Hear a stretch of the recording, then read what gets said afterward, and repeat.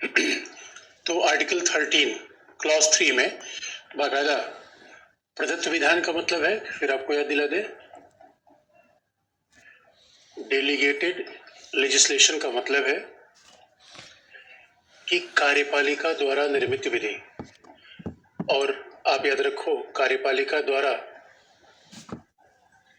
निर्मित विधि का सीधा मतलब है कि प्रशासनिक अधिकारियों के द्वारा निर्मित विधि, क्योंकि कार्यपालिका में तो मंत्री भी आएंगे, कार्यपालिका में आईएएस ऑफिसर भी आएंगे, लेकिन कार्यपालिका द्वारा निर्मित विधि का व्यवहारिक मतलब होता है कि प्रशासनिक अधिकारियों के द्वारा निर्मित विधि, यही है कार्यपालिका द्वारा निर्मित विधि।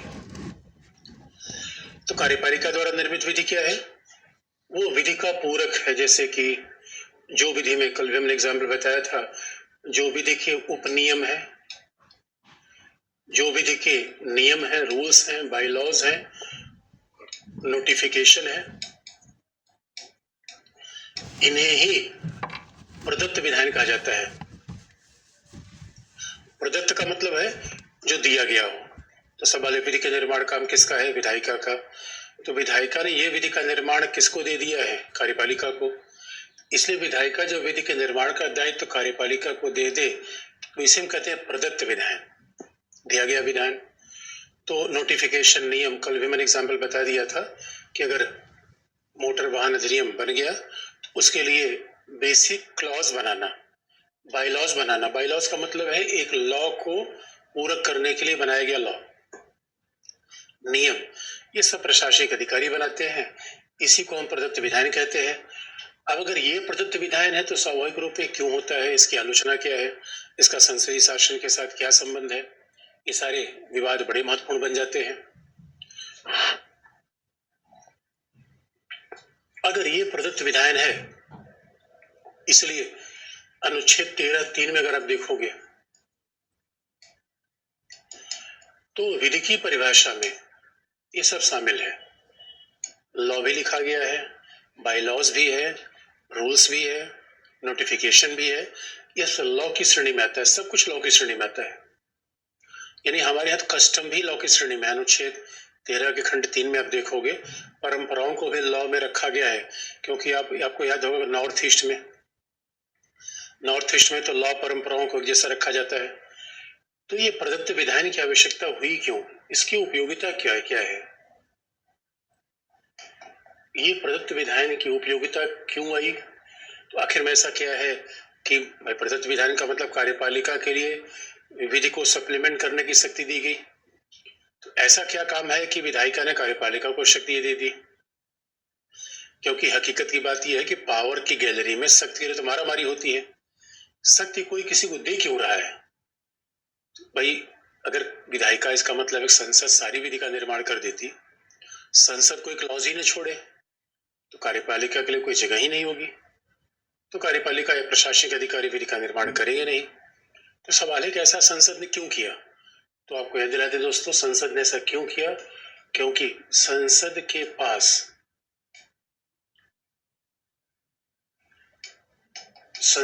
पास समय का अभाव है।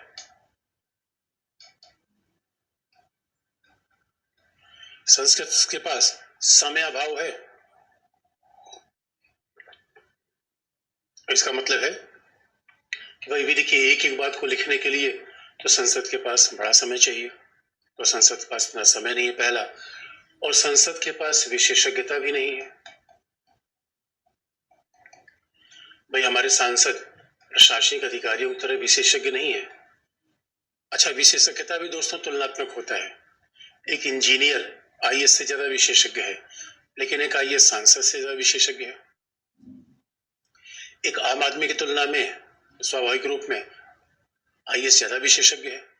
तो विशेषज्ञता भी एक तुलनात्मक शब्द है, इसका कोई निरपेक्ष मतलब नहीं है। लेकिन संसद के पास समय का अभाव है, संसद के पास विशेषज्ञता नहीं है, और इतना ही नहीं, संसद के पास समय विशेषज्ञता का अभाव तो ही है, और संसद के पास क्या समस्या है? क्योंकि कार्यपालिका ही विधि का क्रियान्वयन करती है, कार्यपालिका ही विधि को लागू करती है, विधि का क्रियान्वयन करती है।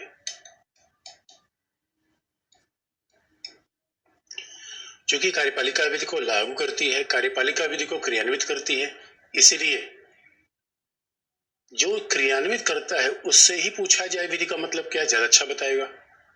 क्योंकि सड़क पर अब आपने कोई मोटर व्हीकल अधिनियम बना दिया और ट्रैफिक पुलिस के द्वारा वो लागू हो नहीं पा रहा है।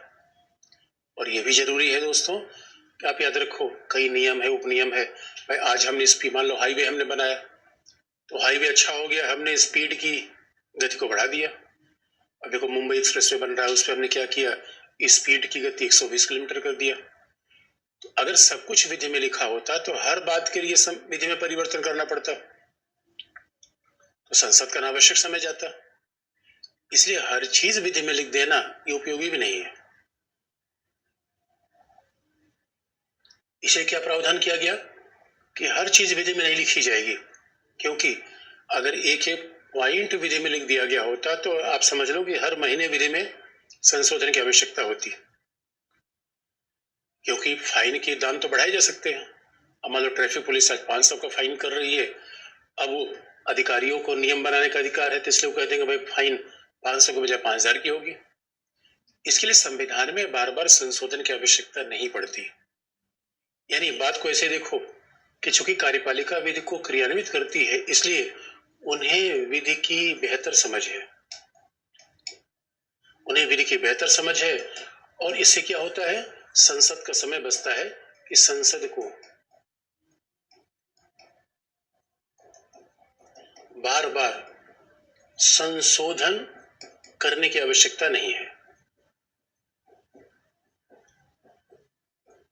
फिर संसद को बार बार संशोधन करने की आवश्यकता नहीं होती, ये बड़ा फायदा है। जो संसद को बार बार अमेंडमेंट न करना पड़े, संसद को बार बार संशोधन न करना पड़े, ये तो बड़े फायदे हो जाते हैं, ये बड़ी उपयोगिता है। अब देखोगे इसलिए उपयोगिता है। अब सवाल है चीजों को देखने का दो नजरिया है दोस्तों। अब मान लो घर में कई बार होता है कि मान लो किसी व्यक्ति ने अपना काम सौंप दिया परिवार के दूसरे व्यक्ति को। अब काम सौंप दिया, इसका मतलब उस व्यक्ति ने तो हमारा भार कम किया, और हमें क्या लग रहा है, अरे यार पैसा मार लेगा। तो भाई देखो दोनों नजरिए है देखने के। अब हम किसी के ऊपर दायित्व इसलिए नहीं सौंपते, हमें लगता है कि यार हमारे साथ पैसा ही नहीं मार के भाग जाए, जबकि हकीकत की बात यह है कि उसने तो हमारे भार को कम किया। और हमारे यहाँ घर में बड़े बुजुर्ग हैं, वो भी कहे हम ही सब्जी लाएंगे, हम ही सब सामान खरीदेंगे, और ये भी कहेंगे कि हम परेशान भी हैं। भाई बच्चों को पैसा नहीं दोगे, बच्चों को सामान नहीं दोगे, तो परेशान तो होना पड़ेगा। इसीलिए हमें ऐसा देखने का नजरिया एक ऐसा है कि कार्यपालिका की शक्तियां, कार्यपालिका संसद की शक्तियां छीन रही है। देखने का दूसरा नजरिया ये है कि दोस्तों कार्यपालिका तो संसद के काम को आसान बना दे रही है, लेकिन फिर भी आलोचना क्यों होती है। अब देखो इसकी आलोचना क्यों होती है, क्योंकि देखो दोस्तों आलोचना तो हर चीज की जा सकती है, भाई दुनिया में कोई परफेक्ट तो है नहीं। और आलोचना की हम इसलिए करते भी हैं जैसे हमें क्रिटिकल थिंकिंग डेवलप हो, हम चीजों को समग्रता से देख पाए। तो अब हम आलोचना क्यों करते हैं, क्योंकि सवाल है दोस्तों, अगर कार्यपालिका विधि का निर्माण करेगी, ये शक्ति पृथक्करण के विरुद्ध है।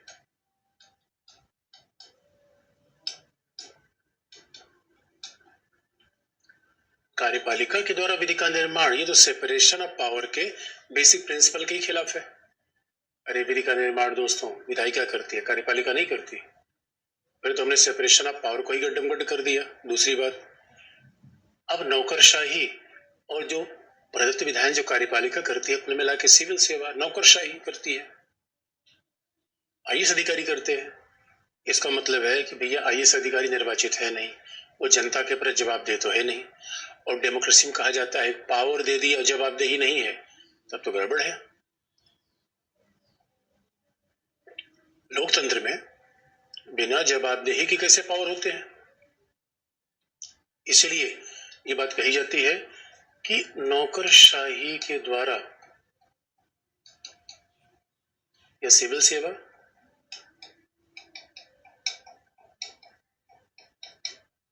नौकरशाही के द्वारा निर्मित विधि उत्तरदायित्व के खिलाफ है। जवाबदेही के खिलाफ है।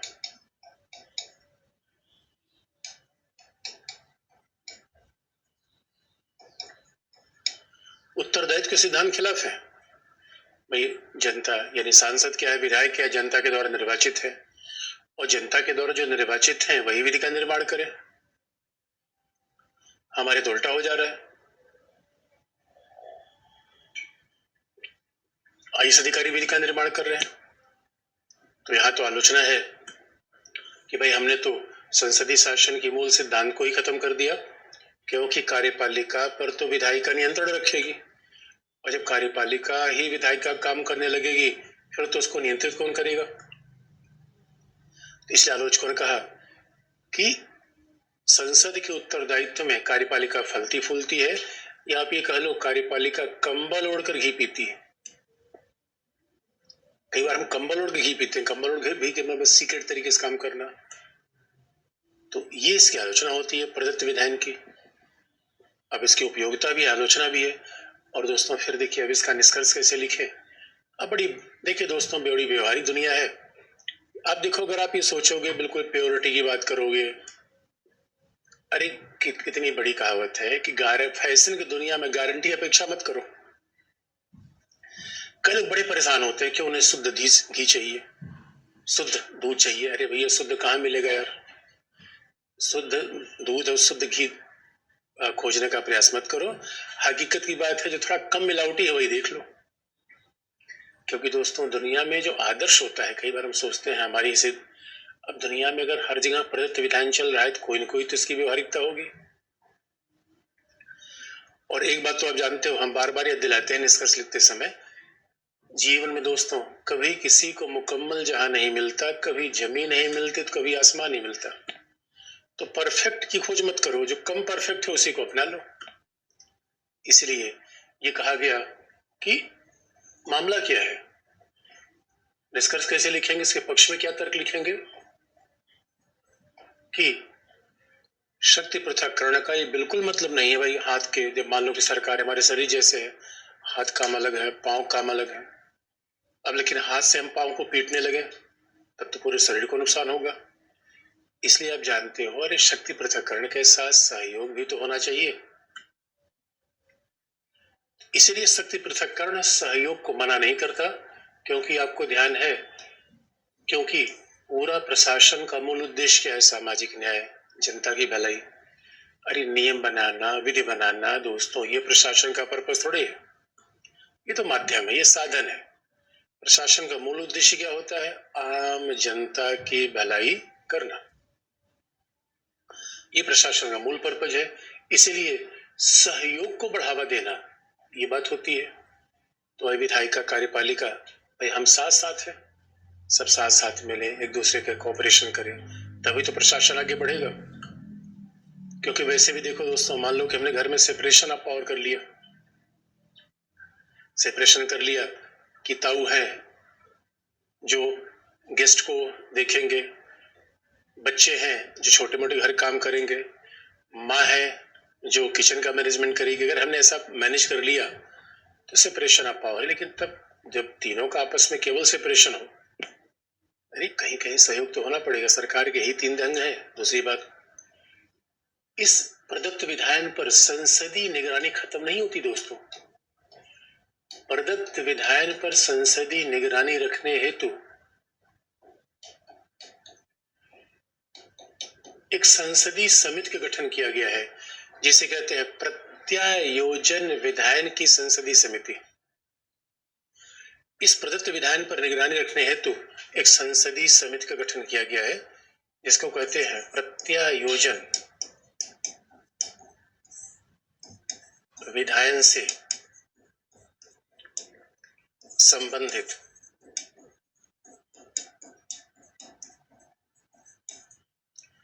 संसदीय समिति। प्रत्यायोजन विधान से संबंधित संसदीय समिति। पार्लियामेंट कमेटी लोकसभा में भी, राज्यसभा में, दोनों में अलग अलग कमेटीज हैं। ये दोनों में अलग अलग कमेटीज हैं, लोकसभा में भी है, राज्यसभा में भी है।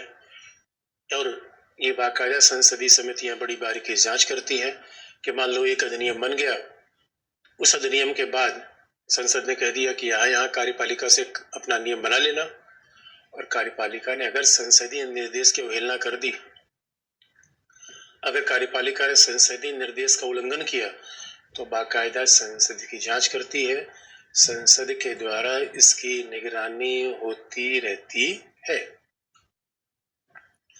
संसद के द्वारा इसकी निगरानी होती है। ये कार्य है प्रत्यायोजन विधान से संबंधित संसदीय समिति का। ये इसके कार्यक्रम है, प्रत्यायोजन विधान से संसदीय समिति। इसलिए ये कहना कि नहीं प्रदत्त विधायन बिल्कुल संसद के नियंत्रण से बाहर है, संसद का नियंत्रण नहीं है, ऐसी बात नहीं है।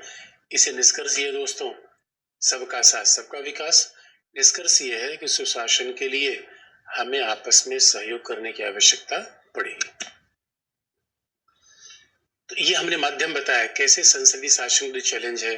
अध्यादेश हो गया, प्रदत्त विधायन हो गया, ये सारे दल बदल हो गए, ये संसदीय शासन के चैलेंजेस हैं। और दोस्तों जीवन में चैलेंज न रहे तो जीवन का भी कोई मतलब है क्या? तो चैलेंज देख के जीवन निराश होने की आवश्यकता नहीं है, बल्कि उसको समाधान करने की आवश्यकता है। अब जो दूसरा मुद्दा आता है, अब जो दूसरा विषय आता है, दूसरा मुद्दा आता है, अब संसद कार्यपालिका पर नियंत्रण कैसे करती है, आखिरी तरीका आपको बता दें। संसद कार्यपालिका पर नियंत्रण करती है, हमने विधि का निर्माण देख लिया, बजट पारित होना देख लिया। एक चीज बची हुई, प्रस्ताव संकल्प। तो इसका मतलब है कि अगर देखा जाए कि संसद का कार्यपालिका पर नियंत्रण,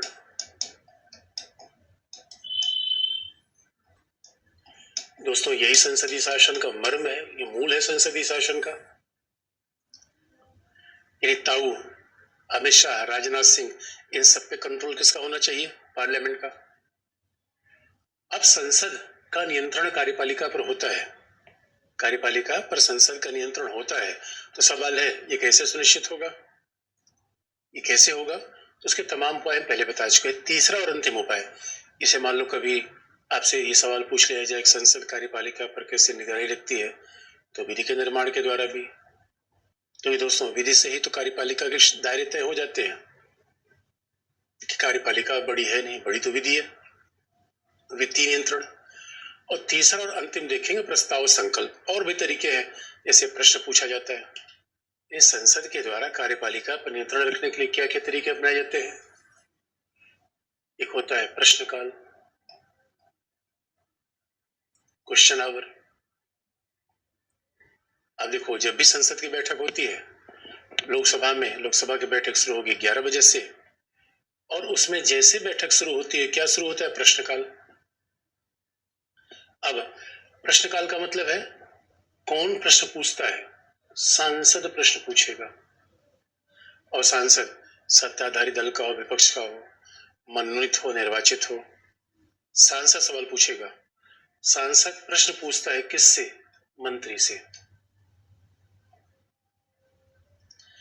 अब सांसद सवाल मंत्री से पूछेगा दोस्तों, तो बात बहुत जाहिर है कि मंत्री के घरेलू संबंध से सवाल तो नहीं पूछेगा, उसकी इजाजत भी नहीं दी जा सकती।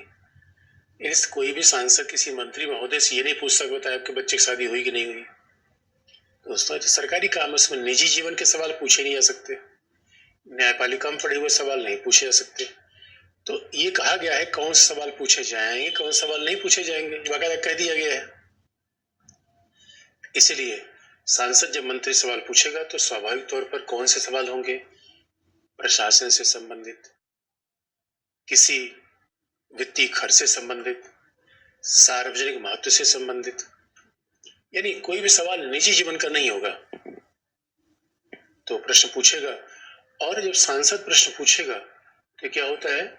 सांसद अपना सवाल, अगर लोकसभा का सांसद है तो लोकसभा सचिवालय को अपना सवाल भेजेगा, राज्यसभा का सांसद है तो राज्यसभा सचिवालय को अपना सवाल भेजेगा। अब सवाल भेजने के 15 दिन बाद इनका उत्तर मिलेगा दोस्तों। अब ये क्लास जैसा नहीं होता,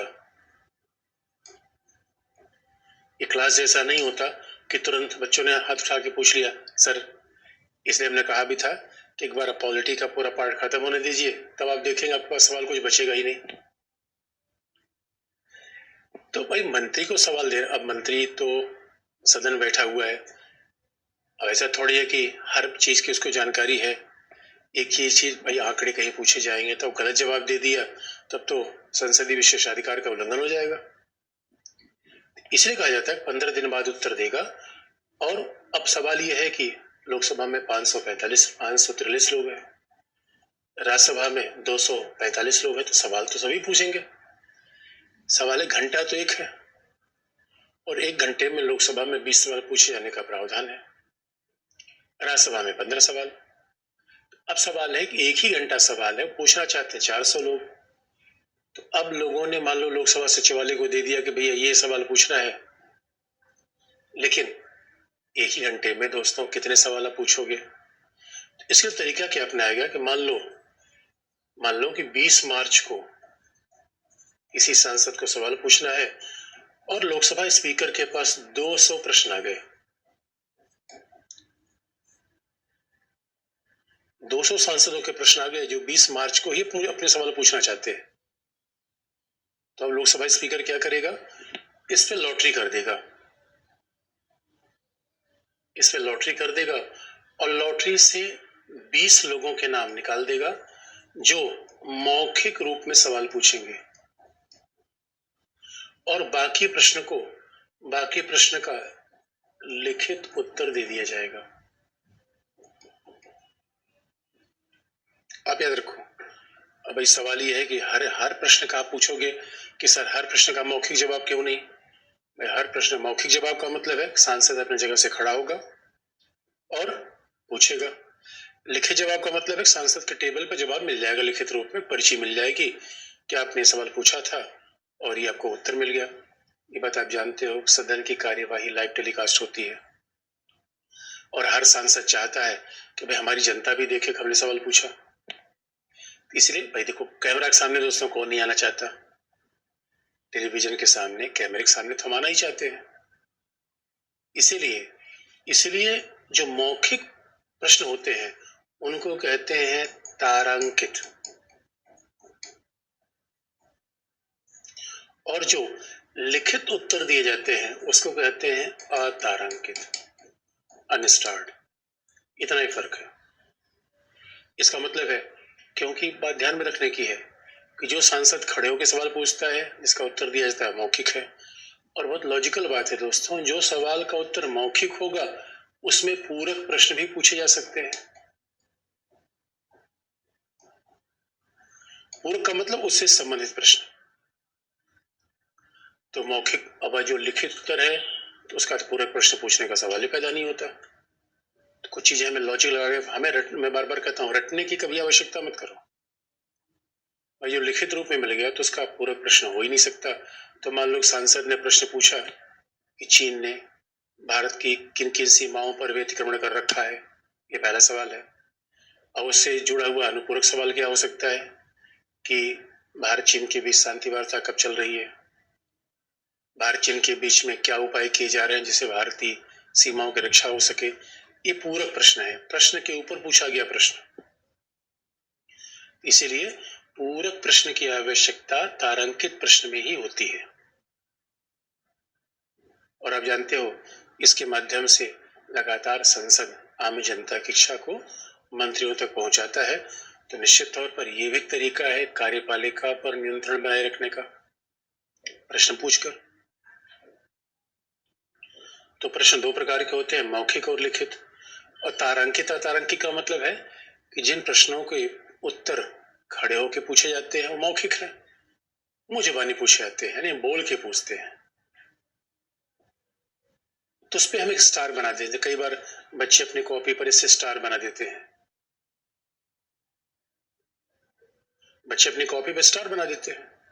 ऐसे स्टार लगा होगा, इस पे ऐसा कोई निशान नहीं होगा। ये तारांकित अतारांकित।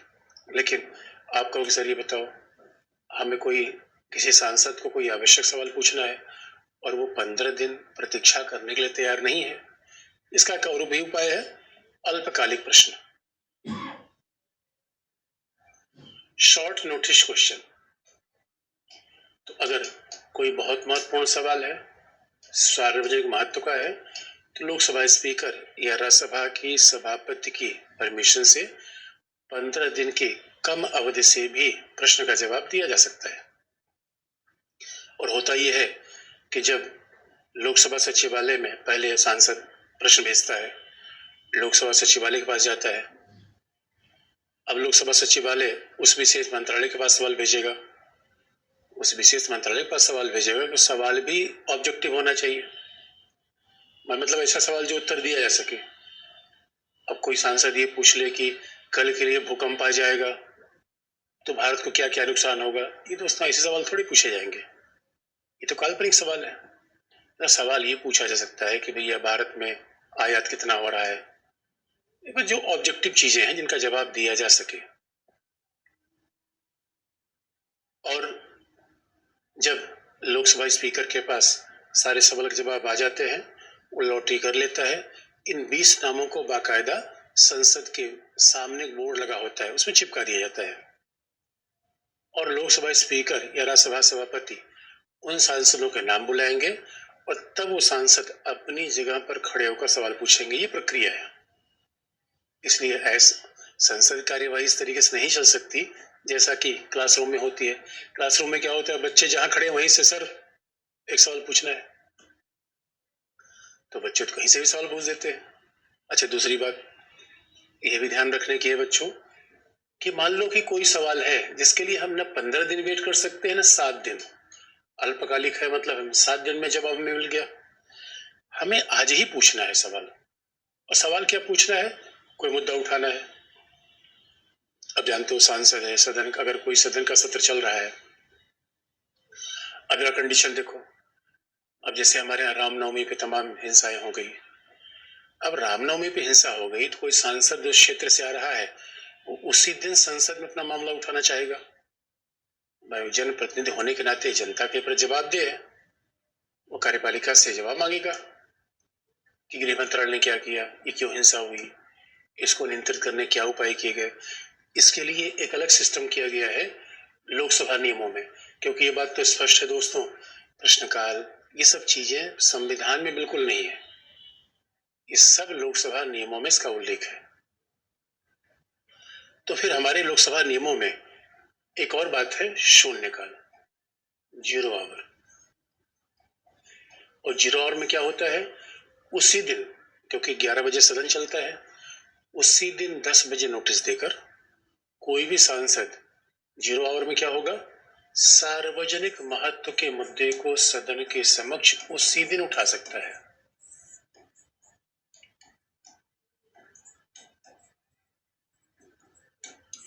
तो जो हमने उसी दिन सदन के समक्ष उठा सकता है, जैसा कि हमने आपको बताया कि कहीं हिंसा हो गई, कहीं भी हिंसा हो गई, कहीं तूफान आ गया, कहीं बाढ़ आ गया, अब उसके थोड़े एक सांसद 10 दिन बाद पूछेगा, तो उसमें कहावत है, कहा बरसा जब कृषि सुखानी। तो कृषि जब गेहूं चावल खत्म हो गया तो बरसात होकर क्या होगा। इसलिए कहा गया है कि शून्यकाल का मतलब है सार्वजनिक महत्व के विषय को उठाया जाएगा, और ये कब उठाया जाएगा, इसके लिए उसी दिन 10 बजे नोटिस दी जाएगी।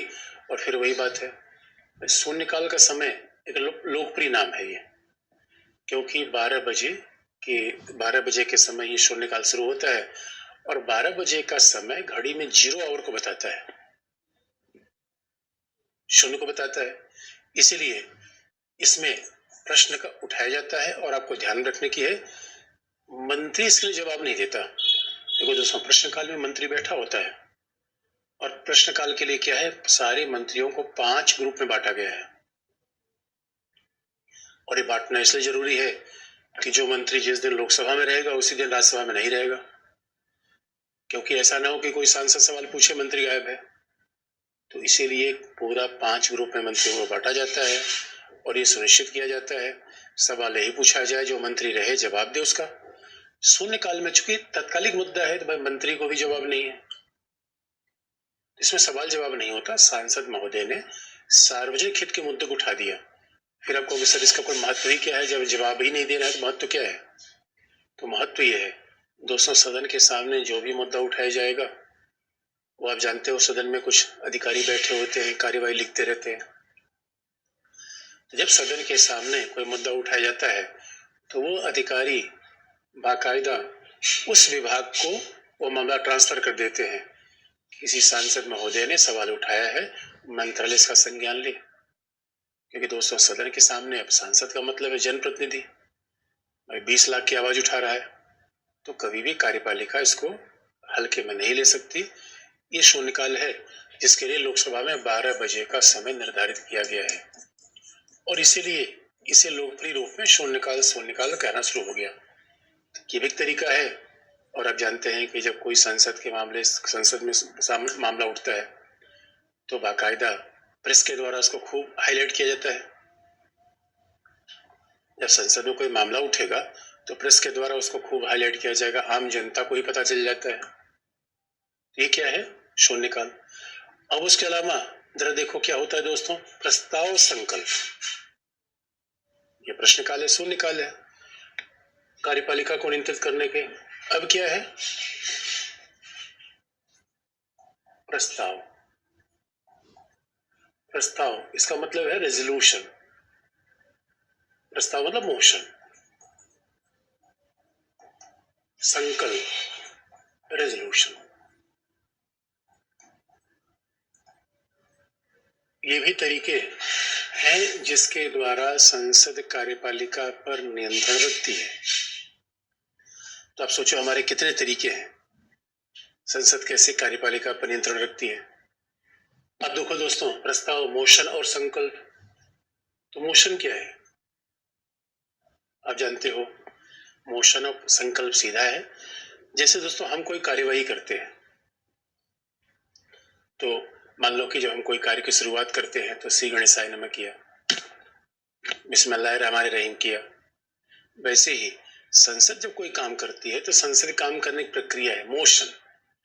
मोशन का मतलब ये होता है कि कार्यवाही शुरू करना, संसद गतिविधि शुरू करना। और संसद के सामने तमाम मोशन है, इसलिए मोशन का मतलब क्या होता है, जैसे आप देखोगे धन्यवाद प्रस्ताव, मोशन ऑफ थैंक्स।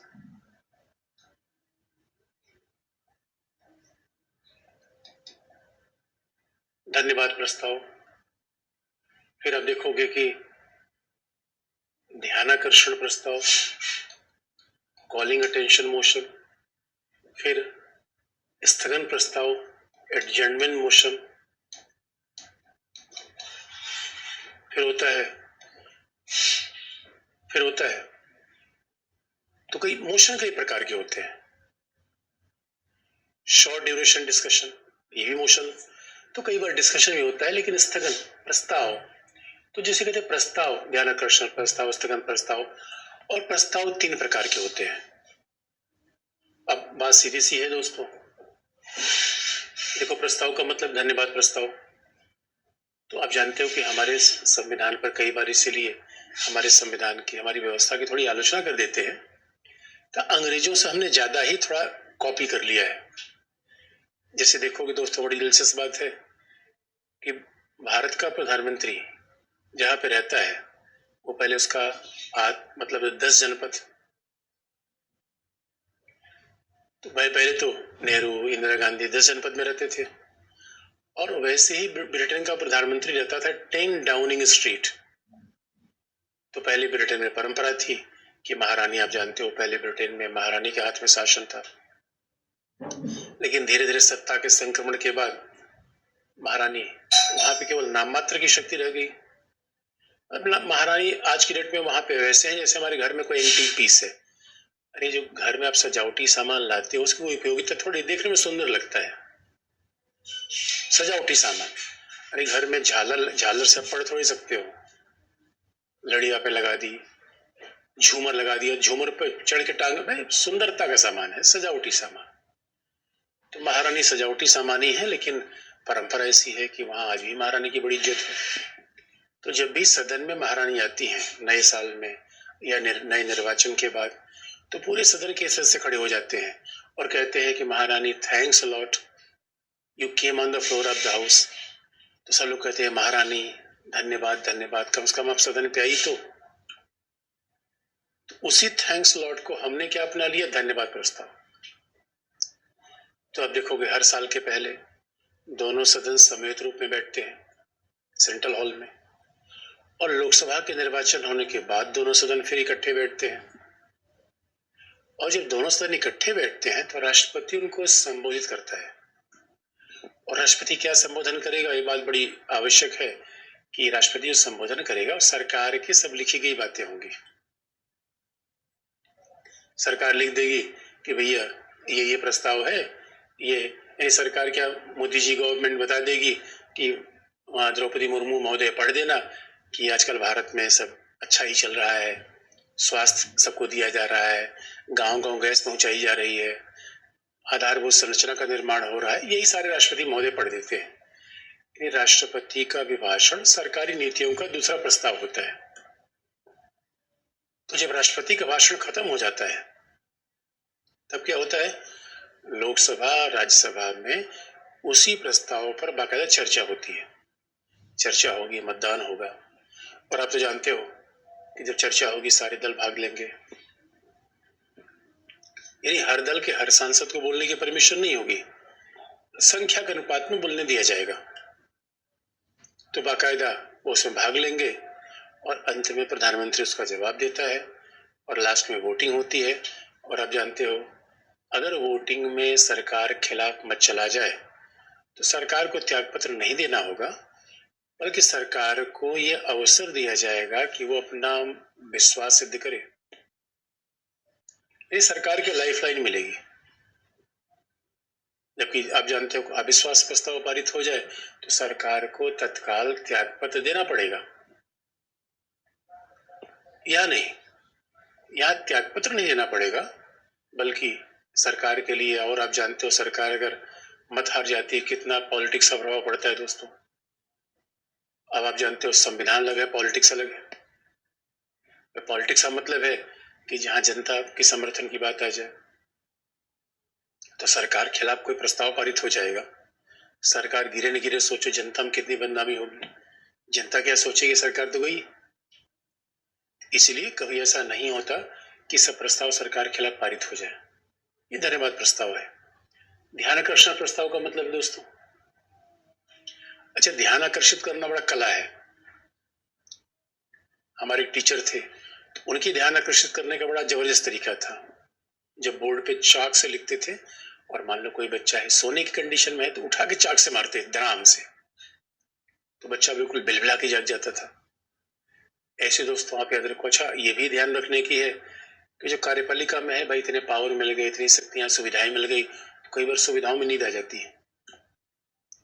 तो सांसद महोदय उनको झकझोरेगा, भैया उठो, ध्यान आकर्षण। यानी सांसद मंत्री महोदय का ध्यान एक विशेष मुद्दे पर आकर्षित करेगा जो सार्वजनिक महत्व का मुद्दा है, ध्यान आकर्षण। तो ध्यान आकर्षण किस बात पे हम ध्यान आकर्षित करेंगे? इसका मतलब है धन्यवाद प्रस्ताव क्या है? ये तो सरकारी नीतियों, कार्यपालिका की नीतियों पर चर्चा का माध्यम है। ध्यान आकर्षण प्रस्ताव क्या है? सार्वजनिक महत्व के किसी तात्कालिक विषय पर, तात्कालिक अर्जेंट इशू होना चाहिए, urgent issue of public importance, यानी दूसरे सार्वजनिक महत्व का होना चाहिए। इसका मतलब है दोस्तों इसका समाज से, राष्ट्र से फर्क हो, निजी महत्व से नहीं, और तात्कालिक होना चाहिए। अब ये नहीं कि अब 6 महीने पहले बाद कोई मुद्दा उठा रहे हो, मतलब ही नहीं।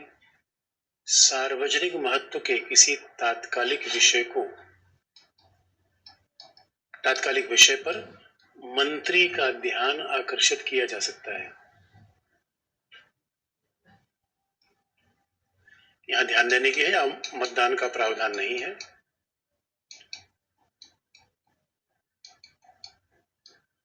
आकर्षित किया जा सकता है। ये धन्यवाद प्रस्ताव हो गया, ध्यान आकर्षण है।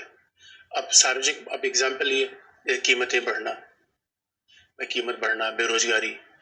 आपने देखा अग्निवीर योजना, सरकार ने अग्निवीर योजना लगाई तो एक सांसद ने पूछा, ध्यान आकर्षण प्रस्ताव लाया कि मंत्री महोदय, यानी रक्षा मंत्री का ध्यान आकर्षित किया गया कि आप तो कह रहे हो अग्निवीर ला रहे हैं, अग्निवीर ला रहे हैं, जरा देख तो लो अग्निवीरों का हाल क्या है। इसका बड़ा विरोध कर रहे हैं, कीमत बढ़ जाना। अब मान लो कि आज के डेट में संसद चलती होती तो कैसे मध्य प्रदेश के कुएं में बहुत सारे लोग गिर गए। ऐसे सार्वजनिक महत्व के मुद्दे पर ध्यान आकर्षित किया जा सकता है। और स्थगन प्रस्ताव का मतलब होता है दोस्तों, देखो सदन की कार्यवाही, आप जानते हो सदन की कार्यवाही का एक शेड्यूल होता है। सदन की कार्यवाही का एक बाकायदा समय सारणी होती है और वो समय सारणी बड़ी महत्वपूर्ण है। सदन की कार्यवाही की समय सारणी क्या है? 11 बजे से 12 बजे लोकसभा में प्रश्नकाल, 12 से 1 शून्यकाल, 1 से 2 छोले भटूरे काल यानी भोजन अवकाश यानी लंच। और दोस्तों जब भी संसद में आप कार्यवाही देखने जाओ वहां खाना जरूर खाओ, चाय कॉफी खूब पियो, बड़ी सस्ती होती है, बड़ी जबरदस्त। भोजन अवकाश है और बाकायदा 2 से 6 बजे तक अन्य विषय पर चर्चा होगी। अब वो अन्य विषय, उसमें अनुदान की मांग पर चर्चा हो सकती है, उसमें ध्यानाकर्षण प्रस्ताव पर चर्चा हो सकती है, उसमें स्थगन प्रस्ताव पर चर्चा हो सकती है, उसमें किसी विधि पर चर्चा हो सकती है। वो समय 2 बजे से 6 बजे का होता है। किसी विधि पर चर्चा करनी है तो 2 बजे, यानी यही कुल मिला के संसद के पास 4 घंटे का होता है। ये संसद का शेड्यूल है। लेकिन आप जानते हो अब संसद के सामने कोई आवश्यक काम आ जाए तो क्या संसद को इस शेड्यूल से चला दिया जाए या शेड्यूल को एडजर्न कर दिया जाए, स्थगन कर दिया जाए? आप जानते हो कि सामान्यतः आपका भी एक स्टूडेंट का भी शेड्यूल चलता होगा, आपका भी शेड्यूल होता होगा, सुबह उठिए फिर पढ़िए। लेकिन कई बार हो सकता है घर में कोई आवश्यक कार्य आ जाए, किसी की शादी विवाह पड़ जाए, किसी कोई हॉस्पिटल में एडमिट हो जाए, ये शेड्यूल तो फॉलो नहीं करेंगे, शेड्यूल को ब्रेक करेंगे। इसलिए स्थगन प्रस्ताव का मतलब है सदन के सामने कोई गंभीर मुद्दा आ गया है, जैसे अभी उठाया गया था अडानी का मुद्दा। हाँ ये बात अलग है कि सदन के सामने चाहे कोई प्रश्न हो, चाहे कोई प्रस्ताव हो, संकल्प हो, उस पे कार्यवाही तभी होगी जब स्पीकर उसकी परमिशन दे या सभापति। ये तो लॉजिकल है दोस्तों, बिना स्पीकर के, बिना सभापति के सदन में पत्ता भी नहीं डोल सकता, तो परमिशन तो उनकी देनी पड़ेगी। इसे ये शेड्यूल है। तो अभी अडानी के मुद्दे पर आपने देखा होगा हाल में स्थगन प्रस्ताव लाने की बात कही गई थी। अब प्रस्ताव लाया नहीं गया तो स्थगन प्रस्ताव क्यों लाया जाएगा? फिर इसका मतलब है कि सदन की सामान्य कार्यवाही को स्थगित क्यों किया जाए? क्योंकि कोई असामान्य विषय आ गया है। सामान्य कार्यवाही स्थगित इसलिए की जाएगी, असामान्य विषय है। और असामान्य विषय क्यों है? क्योंकि ये भी सार्वजनिक महत्व का तात्कालिक मुद्दा है।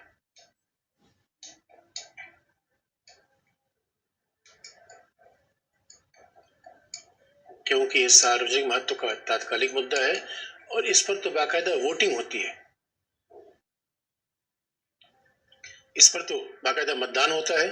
और यदि मतदान में मंत्रिपरिषद पराजित हो गई तब माना जाएगा उसका सदन में विश्वास नहीं है और उसे सदन से त्यागपत्र देना पड़ेगा या नहीं। तो आप याद रखना, अगर एक बार उनका ये हो गया सदन में वो मतदान में पराजित हो गए तो त्यागपत्र नहीं देना पड़ेगा, एक उन्हें मौका दिया जाएगा कि भैया अब अपना विश्वास सिद्ध करिए। क्योंकि बात फिर आपको याद दिला दें, 2 ही मामले ऐसे हैं जहां सदन में मतदान हो जाए सरकार को तत्काल बाहर जाना पड़ेगा। वो पहला मामला आता है अविश्वास प्रस्ताव, दूसरा अनुदान की मांग पे चर्चा का मुद्दा। यहाँ पे 2 में मतदान जाए फिर तत्काल जाना पड़े, कोई लाइफलाइन नहीं मिलेगी। यहाँ लाइफलाइन मिलेगी, इसलिए आप देखोगे ज्यादातर स्थगन प्रस्ताव नहीं दिया जाता। अच्छा, स्थगन प्रस्ताव सामान्यतः बजट सत्र में वैसे भी देने का प्रोविजन नहीं है। अगर बजट सत्र में इतना ज्यादा समय होता है, अनुदान की मांग पे चर्चा करना होता है, बड़े सारे काम होते हैं, तो सामान्यतः बजट सत्र में स्थगन प्रस्ताव लाना बहुत कठिन काम है। तो फिर तो सदन अपना सारा ट्रेडिशनल काम, रूटीन काम खत्म कर देगी। इसलिए भाई समय के हिसाब से देखते हुए ना कि मामला लाया जाना चाहिए। ये सारी क्या है, प्रस्ताव के एग्जाम्पल है। लेकिन आप फिर पूछोगे सर प्रस्ताव कितने प्रकार के हैं, प्रस्ताव संकल्प में अंतर क्या है? तो अब जरा देखें प्रस्ताव संकल्प का अंतर देखें। लेकिन ये हमने कुछ प्रस्तावों के एग्जाम्पल बताए, ये कुछ प्रस्तावों के एग्जाम्पल बताए, उसमें अब जरा देखो संकल्प हम देखें, और इन सब का माध्यम क्या है, कार्यपालिका पर नियंत्रण बनाए रखना। इसलिए दोस्तों अब पहले दिन की परिभाषा देखो, हमने आपको संसदीय शासन की विशेषता बताते हुए कहा था कि संसदीय शासन का मर्म क्या है, कार्यपालिका पर प्रतिदिन उत्तरदायी बनाए रखना। ध्यान से इस बात को सुन, प्रतिदिन का उत्तरदायित्व, तो वो प्रतिदिन का उत्तरदायित्व यही तो है, यानी हर रोज ही हम सरकार सवाल पूछेंगे, हर रोज उसके खिलाफ कोई न कोई मुद्दा लाएंगे। और इतना ही नहीं दोस्तों, हमारे यहाँ तो एक और प्रस्ताव है, निंदा प्रस्ताव। हमारे यहाँ तो निंदा प्रस्ताव, सेंस्योर मोशन।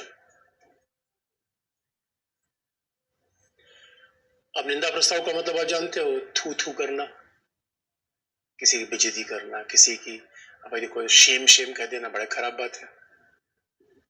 और निंदा प्रस्ताव अब जानते हो, अगर निंदा सरकार की हो गई तो फिर तो फजीहत हो जाएगी।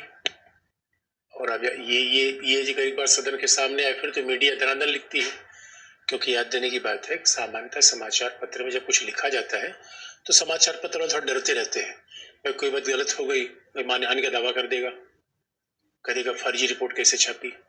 लेकिन जो लोकसभा में कहा जा रहा है, विधानसभा में कहा जा रहा है, उसको मीडिया में लिखने में क्या दिक्कत है? इसलिए देखो सदन के भीतर कोई काम अगर कहा जाए, वहां तो सांसद बोलने को आजाद है।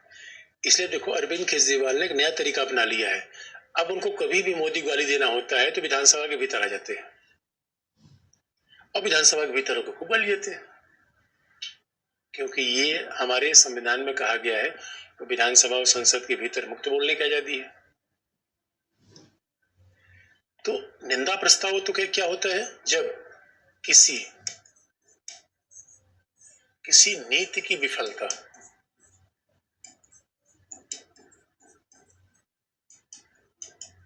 या सरकार के किसी कार्य की आलोचना की जाए, किसी नीति की विफलता, किसी कार्य की आलोचना की जाए, और निंदा प्रस्ताव मतदान होता है। अब यह यानी ये देखो दोस्तों, ये सार्वजनिक महत्व का तात्कालिक विषय नहीं है। यहाँ सरकार किसी नीति में विफल हो गई, कोई कार्य की आलोचना होने लगी, यानी किसी ने कहा राफेल खरीदा वो ठीक नहीं था, तो सरकारी नीति की समस्या आ गई। अब किसी ने कहा कि एजुकेशन नीति वो ठीक नहीं है, इसके लिए हम कार्यपालिका के खिलाफ निंदा प्रस्ताव ला सकते हैं, शेम कर सकते हैं, उसकी बद पिटवा सकते हैं। और याद रखिए दोस्तों, अगर इनसे भी काम न चले तो आखिर में जो प्रस्ताव है, अच्छा निंदा प्रस्ताव मतदान होगा, और मतदान में सरकार हार जाए तो पुनः उसे विश्वास सिद्ध करना पड़ेगा, यानी फिर उसे लाइफ लाइन मिलेगी। और इसीलिए एक जो अंतिम प्रस्ताव है वो है अविश्वास प्रस्ताव। अविश्वास लास्ट में क्या लाते हैं, अविश्वास प्रस्ताव, नो कॉन्फिडेंस मोशन। और अविश्वास प्रस्ताव खास बात क्या है, अविश्वास प्रस्ताव लाने के लिए कोई कारण बताने की आवश्यकता नहीं होती, बाकी प्रस्ताव लाने के लिए कारण बताने की आवश्यकता होती है। अविश्वास प्रस्ताव तभी ला सकते हैं केवल लोकसभा में लाया जाएगा। और आप याद रखना, जहां जहां सरकार की आलोचना हो, यद्यपि कई किताबों में थोड़ा गड़बड़ लिख दिया गया है, जहां जहां सरकार की आलोचना हो वहां वहां मामला लोकसभा में लाया जाएगा। इसे निंदा प्रस्ताव, स्थगन प्रस्ताव, ध्यान में रखने की बात है दोस्तों, स्थगन राज्यसभा का भी होता है, लेकिन स्थगन प्रस्ताव राज्यसभा में नहीं लाया जाता। स्थगन प्रस्ताव, निंदा प्रस्ताव, अविश्वास प्रस्ताव केवल लोकसभा में लाया जाता है। और निंदा प्रस्ताव तो किसी मंत्री के भी खिलाफ लाया जा सकता है और पूरे मंत्रिपरिषद खिलाफ, लेकिन अविश्वास प्रस्ताव किसी मंत्री के खिलाफ कभी नहीं लाया जाएगा बच्चों। अविश्वास प्रस्ताव पूरे मंत्रिपरिषद के खिलाफ लाया जाएगा, बात ध्यान रखने की है। अविश्वास प्रस्ताव पूरे मंत्रिपरिषद के खिलाफ लाया जाएगा, बात हमेशा याद रखना, किसी मंत्री के खिलाफ नहीं। अविश्वास प्रस्ताव केवल लोकसभा में लाया जाएगा। और अविश्वास प्रस्ताव लाने के लिए लोकसभा के कम से कम 50 सांसदों का समर्थन होना चाहिए। और यदि अविश्वास प्रस्ताव पर चर्चा हुई तो सारे लोग, भले विपक्षी नेता आएंगे, 7 दलों को लोग आएंगे और अंत में प्रधानमंत्री बोलेगा। उसके बाद मतदान होगा और मतदान में सरकार हार गई, सामान्य बहुमत से मतदान होता है, तो सरकार को तत्काल, पूरे मंत्रिपरिषद को तत्काल जाना पड़ेगा, यानी आउट। उसमें कोई विकल्प नहीं दोस्तों। अभी तक के प्रस्ताव में क्या था कि भाई ठीक है, अगर आप प्रस्ताव नहीं कर पाए तो आपको अगला मौका मिलेगा, विश्वास सिद्ध करिए। अगर आपके खिलाफ अविश्वास प्रस्ताव आ गया, और ध्यान देने की बात है, ये अविश्वास प्रस्ताव है, नो कॉन्फिडेंस मोशन है, नो मेजॉरिटी मोशन नहीं है, बात ध्यान रखने की है। ये बहुमत का प्रस्ताव नहीं है, अविश्वास है। इसका मतलब है कोई अपना विश्वास सिद्ध कर सकता है बिना बहुमत के। कैसे? अब देखो, नरसिंह राव सरकार थी, 244 सांसद थे, फिर भी 5 साल चल गए, क्योंकि जब आपके खिलाफ कोई विश्वास प्रस्ताव लाए तो हो सकता है बाकी लोग बाइकआउट कर जाए, वोट ही न दे। तो अगर 400 ही सांसद लोकसभा में बचे तो अविश्वास प्रस्ताव 400 से पारित होगा, तो 201 का वोट जिसने ले लिया उसको विश्वास मिल गया। इस सदन में विश्वास लेने के लिए दोस्तों सदन में बहुमत होना जरूरी नहीं है, ये खास बात है। सदन विश्वास होना चाहिए। तो अविश्वास प्रस्ताव सबसे खतरनाक होता है। इसका मतलब हमारे यहाँ कार्यपालिका को नियंत्रित करने के लिए कई प्रकार के प्रस्ताव लाए जाते हैं, जिसमें अविश्वास प्रस्ताव अंतिम विकल्प है। भाई पहले हम कहते हैं, पहले ध्यान आकर्षित करते हैं, ध्यान आकर्षित काम करने से काम नहीं बनता, फिर थू थू करते हैं, थू थू करने से भी काम नहीं बनता, भाई जाओ और यह बिस्तर बांधो, जाओ। और अविश्वास प्रस्ताव पारित करने से लोकसभा का विघटन होना संबंधित नहीं है। अरे भाई, दूसरी मंत्रिपरिषद आएगी। इन प्रस्तावों को देखने से तब हमें लगता है अच्छा यही है जिसे कहा जाता है कि कार्यपालिका प्रतिदिन उत्तरदायी होगी। हाँ, विधायिका डेली रिपोर्ट कार्ड मांगेगी। ऐसा अमेरिका जैसे देशों में नहीं है। अध्यक्षीय शासन में ऐसा नहीं होता। अध्यक्षीय शासन में तो 4 साल के बाद जनता कहती है भैया कि आप रहोगे नहीं रहोगे। यहाँ तो हमारे रिप्रेजेंटेटिव ये बार बार उस सरकार को घेरे रहते हैं। लेकिन ये तो हुई तमाम प्रस्ताव की बात। फिर आप ही कहोगे सर ये बताओ, प्रस्ताव संकल्प के बीच अंतर क्या है? ये मामला भी हमें समझ में नहीं आया। तो देखो, इसको भी बता दे जरा। प्रस्ताव के तो भी थोड़े प्रकार बता दिए दोस्तों। देखो दोस्तों, मोशन जो होता है, मोशन 3 प्रकार का होता है। मूल प्रस्ताव,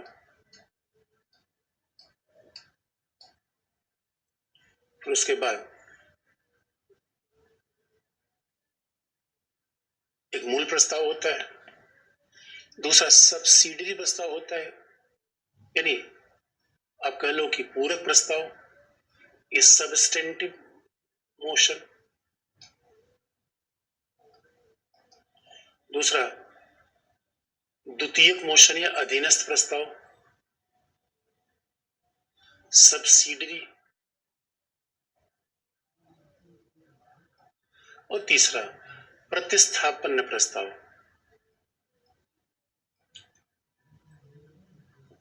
सब्स्टिट्यूटिव मोशन।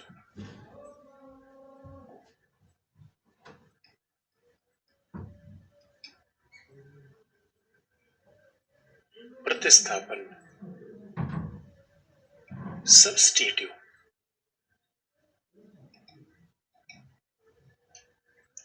तीन प्रस्ताव होते हैं, मूल प्रस्ताव, अधीनस्थ प्रस्ताव और दोस्तों मूल प्रस्ताव हमने बता ही दिया। अब मान लो धन्यवाद प्रस्ताव। धन्यवाद प्रस्ताव क्या है? ये मूल प्रस्ताव है। तो धन्यवाद प्रस्ताव पर कोई संशोधन लाना चाहे, ये सब्सिडी प्रस्ताव है। एक प्रस्ताव पर ही दूसरा प्रस्ताव लाया जाए, भाई प्रस्ताव ही तो है दोस्तों। होता क्या है, हमारे यहाँ में कोई चर्चा और होती थी, हमने ये प्रस्ताव किया, अगले आदमी ने प्रस्ताव किया, तो हमने क्या प्रस्ताव किया कि बारात अमुक डेट पे होनी चाहिए, ये मूल प्रस्ताव आ गया। उधर से अधीनस्थ प्रस्ताव क्या है कि भैया बारात में अगर इतने ये इस दिन पे जाएगी तो ये इंतजाम होना चाहिए। ये क्या है? अधीनस्थ प्रस्ताव। क्योंकि बारात जाएगी तो इंतजाम होगा। अधीनस्थ जो मूल प्रस्ताव पर आधारित हो, क्या होगा? अधीनस्थ। जो मूल प्रस्ताव पर आधारित हो, यानी बारात जाएगी तो बैंड पार्टी जाएगी। बैंड पार्टी क्या है? अधीनस्थ है। अभी ही बारात ही बैंड पार्टी जा रही है। इसका मतलब है कि धन्यवाद प्रस्ताव पर संशोधन का प्रस्ताव क्या होगा? अधीनस्थ। और उसके बाद मान लो प्रतिस्थापन क्या है? भाई हमने कहा, संसद ने कहा कि हम लाना चाहते हैं स्थगन प्रस्ताव। स्पीकर ने कहा ध्यान आकर्षण ला दो। तो एक प्रस्ताव के बदले में दूसरा प्रस्ताव लाना, स्थगन प्रस्ताव के बदले में ध्यान आकर्षण प्रस्ताव लाना, ये क्या है? प्रतिस्थापन। प्रतिस्थापन जैसे कि चाय पीना है, कॉफी सब्स्टिट्यूट है। मैं चाय कॉफी दोनों साथ में थोड़ी पियोगे। लेकिन समोसा या चटनी ये सब्सिडरी। अब किसी को केवल चटनी ऑफर करो, कह के क्या मजाक कर रहे हो यार। इसलिए 3 प्रकार के प्रस्ताव होते हैं जो लोकसभा नियमों में इसका उल्लेख है। मूल प्रस्ताव, अधीनस्थ प्रस्ताव, प्रतिस्थापन प्रस्ताव। यह एक संकल्प की बात है दोस्तों। संकल्प ये भी 3 प्रकार के होते हैं। एक संवैधानिक संकल्प, संवैधानिक जैसे राष्ट्रपति के विरुद्ध महाभियोग का संकल्प। तो राष्ट्रपति के खिलाफ महाभियोग लाना है तो लोकसभा या राज्यसभा की 1/4 सांसद ये प्रस्ताव लाएंगे। तो क्या होगा? संवैधान पर, यानी राष्ट्रपति के विरुद्ध महाभियोग के लिए आपको संकल्प लाना पड़ेगा। इसलिए कभी अनुच्छेद 61 में आप देखना, जो हमें पढ़ना भी है, राष्ट्रपति के विरुद्ध महाभियोग के लिए संकल्प है, रेजोल्यूशन है। अब देखो अनुच्छेद 249 में कभी ध्यान से देखना, 312 में अखिल भारतीय सेवा का निर्माण करना हो, राष्ट्रीय हित के मुद्दे पर राज्य सूची के विषय पर किसी विधि का निर्माण करना हो, उसमें किसकी आवश्यकता होगी? है उसमें है, वो है संवैधानिक संकल्प, रेजोल्यूशन है ये। इन अनुच्छेद 249 में, 312 में अब ध्यान से देखना, संविधान में संकल्प शब्द का प्रयोग है। लेकिन भाई, और संकल्प क्या होता है कि संवैधानिक के अलावा सरकारी संकल्प भी हो सकता है, यानी गवर्नमेंट संकल्प हो सकता है। अब गवर्नमेंट संकल्प क्या है कि संसद चीन के आक्रमण की निंदा करे।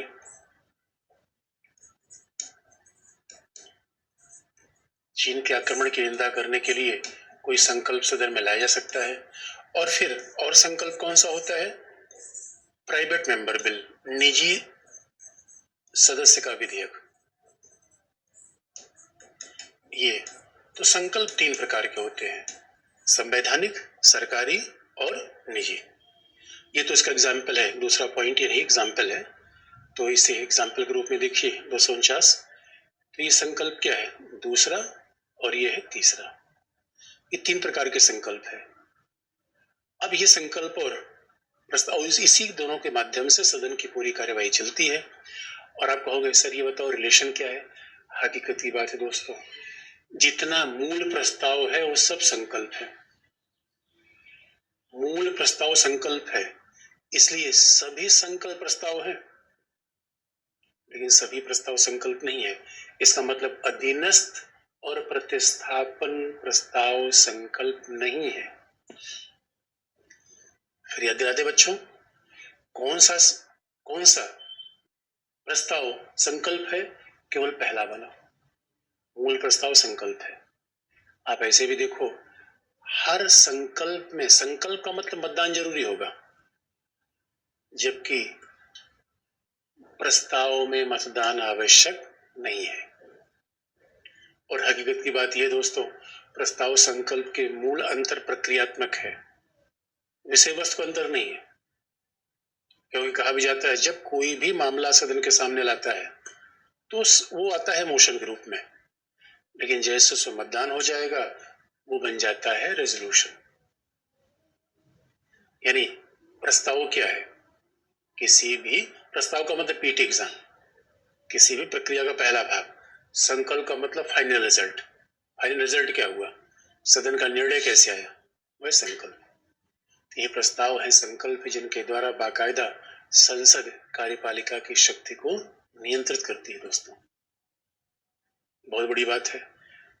लेकिन अब संसद में कुछ ही चीज बाकी है। हमने काफी चीज तो पूरा कर लिया है, अब कुछ बाकी है जो कल आपको बताएंगे। आज के लिए इतना ही। नमस्कार। तो सर, कल भी 11:30 से ही क्लास रहेगी।